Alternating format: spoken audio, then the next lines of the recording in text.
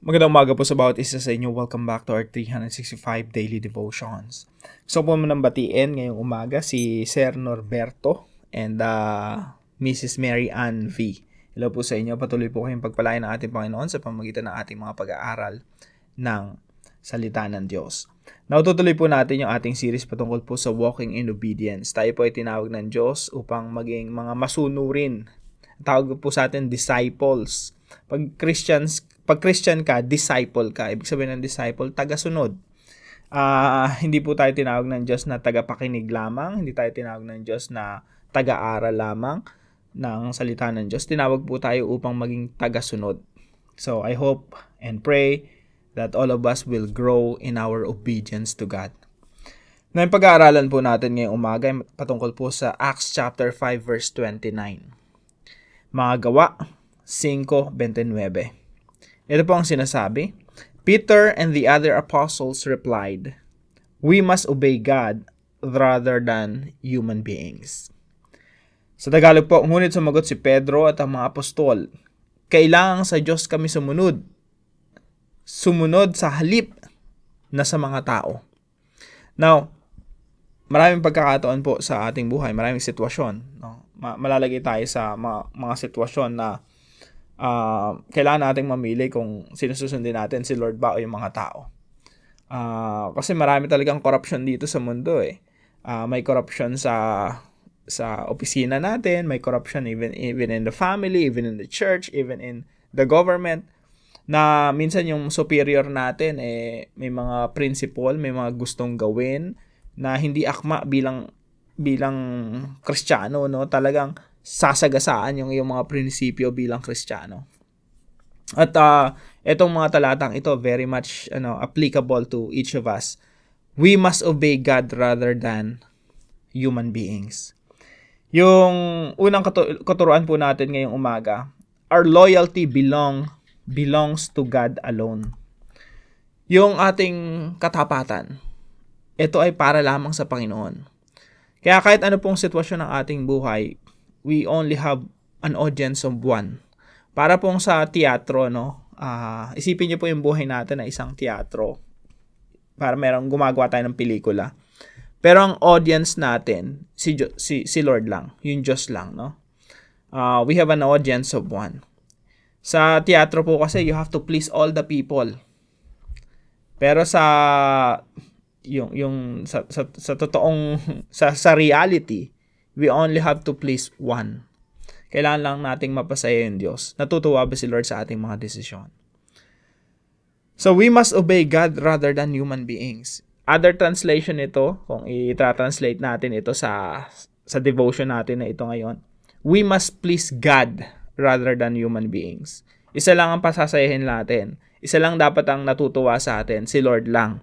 When it comes to the situation na kailangan nating mamili between, the demands of people and the demands of God, tandaan natin, isa lang dapat yung natutuwa sa atin sa mga ganung sitwasyon, si Lord lang. Di bali nang mabatrip sa lahat ng mga tao. Di bali nang usigin ka ng mga tao dahil sa iyong prinsipyo, sa iyong pananaw. Lalo na sa mga nagtatrabaho sa gobyerno na sumusubaybay dito sa ating channel, no? Di bali na usigin ka ng mga superiors mo, ng mga boss mo, basta natutuwa sa'yo si Lord. Kesa, natutuwa sa'yo yung mga boss mo, mga superiors mo, mga tao sa paligid mo, pero nababatrip sa si Lord. Pili ka na lang, diba? So, we must obey God rather than human beings. Number 2 po, living out the gospel is a declaration of war. Kapag ipinapamuhay mo, kasi po yung buhay natin, ito yung tinatawag sa Biblia na bagong pamumuhay. Kapag ipinapamuhay mo yung ebanghelyo, para ka nagde-declare ng gera. On top of that, mas lalo kang nagde-declare ng gera when you share the gospel. Ito po ang background nitong mga talatang ito. Sabi po rito, si Jesus Christ po umakyat na sa langit, iniwan yung mga apostol niya, inutusan niya ng Great Commission. Sabi niya, disipuloy niyo lahat ng mga bansa, magsimula kayo dyan sa Israel. So, maraming himalang ginawa ang mga apostol. Talaga yung kapangyarihan ng banal na spirito nasa sa kanila. Ang daming himala nilang ginawa. Kahit daw yung hindi mananampalataya, Sa Acts chapter 5 po ito. Kahit hindi mananampalataya, pinupuri sila. Gustong sumama sa kanila, natatakot lang. Kasi nga, ang daming persecution, daming pag-uusig. Sabi rito, parami ang mga lalaki at babaeng sumasampalataya sa Panginoon. Ibig sabihin, talagang yung ebanghelyo, umaabante sa panahon nila. Talagang pinaglalaban nila ebanghelyo, pinamumuhay nila ebanghelyo, ibinabahagi pa nila yung ebanghelyo ng Panginoong Jesucristo. Lumalaganap yung pananampalataya sa Panginoong Jesucristo. Parami ang mga lalaki at babaeng sumasampalataya sa Panginoon.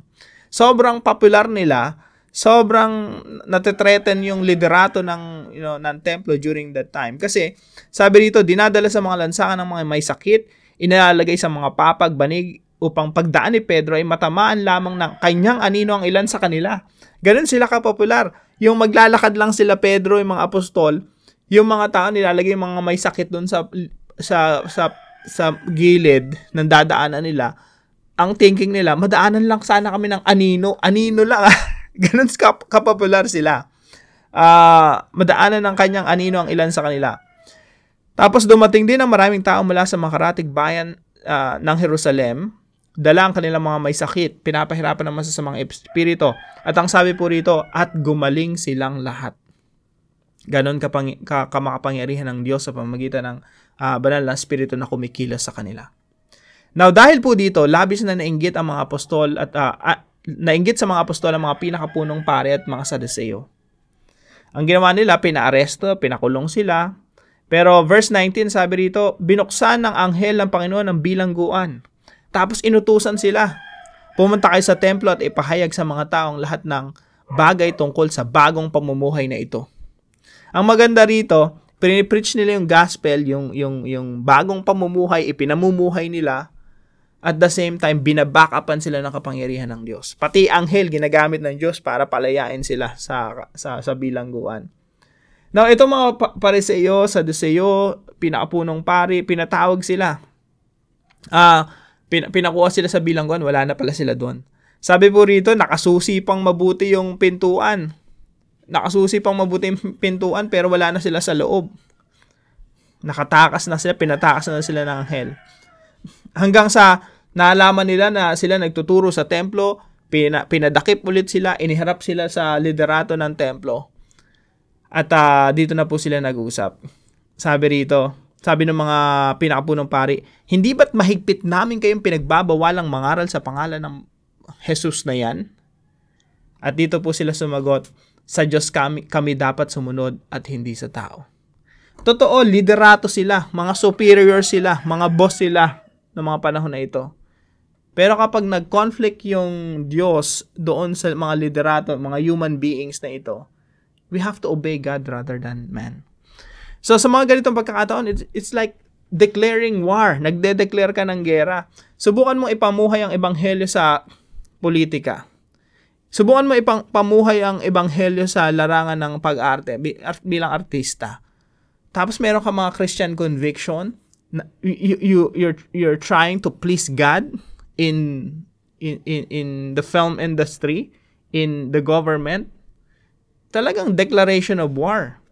So, living out the gospel is a declaration of war. Bakit? Meron kang boss eh. You have the boss of all bosses, the King of Kings, the Lord of Lords. You're serving God. You're pleasing an audience of one. Isa lang yung piniplease mo eh. Kaya hindi ka na magtataka sa ganitong klaseng mga tao, ginagamit talaga ng Diyos para iabante ang Great Commission. Yung paglaganap ng ebanghelyo. Kaya point number 3 natin, the Great Commission is not a great suggestion. Alam niyo po, nung inutusan ng Panginoong Jesucristo silang humayo at gawing disipulo ang lahat ng mga bansa. Hindi nagsasuggest si Jesus noon eh. It's not a great suggestion, it's a great commission. At yun po ay pinamuhay nila at nagsimulang lumagana po iyon. At yung gospel po, very influential to the point that even until now, we're talking about the gospel. Hanggang ngayon, na-influensyan pa tayo ng Panginoong Jesucristo at ng mga apostol at mga naunang Kristiyano nakarating sa atin ang ebanghelyo ng ating Panginoong Jesucristo. Alam niyo po, basahin niyo yung Acts chapter 5. Gusto sanang patay ng mga taong ito, mga pinakapunong pari sila Pedro eh. Pero merong isa dong leader, si Gamaliel. Sabi ni Gamaliel, hayaan nyo sila. Kung sa Diyos yan, magtatagumpay yan. Para mo nilalabanan ng Diyos. Pero kung hindi sa Diyos yan, mamamatay ang kilusan ni Kristo na yan. Pero ano pong nangyari? Even until now, yung influensya ng Ebanghelyo ng Panginoon Jesucristo, patuloy na nagtatagumpay, patuloy na lumalaganap. At gagamitin kanya at ako para ipalaganap ang Ebanghelyo ng ating Panginoon Jesucristo. Kaya po maging loyal lang tayo sa Panginoon. No? Ito po yung mga puntos natin ngayong umaga. Be loyal to God alone. Hindi po tayo, we're not trying to please everybody because we cannot. Hindi natin talaga mapapasaya lahat ng tao. Isa lang pasasayin na natin, yung Diyos. Sa lahat ng mga decision na gagawin natin, pag nag-conflict yung tao at Diyos, nag-conflict yung parents mo sa Diyos, nag-conflict yung boss mo sa Diyos, nag-conflict yung mga tao sa paligid mo na ini-impluwensya ka gumawa ng masama, we have to be loyal to God alone.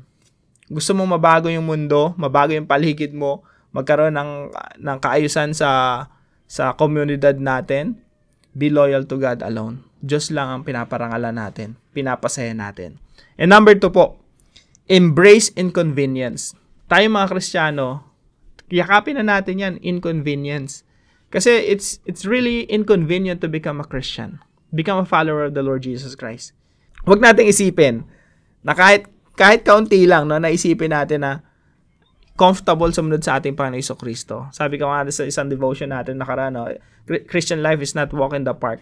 Hindi yan parang namamasyal ka lang sa parke. Mahirap maging Kristiyano. Ang daming inconvenience. Ang daming, alam niyo yung sa paningin ng ibang tao na pwede ka naman sanang, mamuhay ng komportable at convenient at doon ka na lang sa comfort zone mo. Pero dahil nananampalataya ka, tagasunod ka ng ating Panginoon Jesucristo, you really have to give up a lot of things, a lot of comfort. So, yayakapin na natin yan. Parte na ng buhay natin yung inconvenience. Sila, pwede na naman silang mangisda, maghanap buhay eh. Pero dahil loyal sila sa Panginoon, naglilingkod sila sa Panginoong Jesucristo, they embrace inconvenience to the point na hagupitin sila sa templo. Pinahagupit sila nito right after this eh. Imbis na papatayin na sana, pero sa pagkilos ng Panginoon, hindi na sila pinatay. Pinaghagupit sila, physically, inusig sila. Pero, nagpatuloy pa rin sila. They embrace inconvenience. Ganun din po sa atin, no? Kung ikaw pinapamuhay mo yung bagong pamumuhay, yung ebanghelyo ng ating Panginoong Jesucristo, you really have to, ipamuhay mo na rin talaga yung inconvenience. Pangatlo po, let's obey the Great Commission now.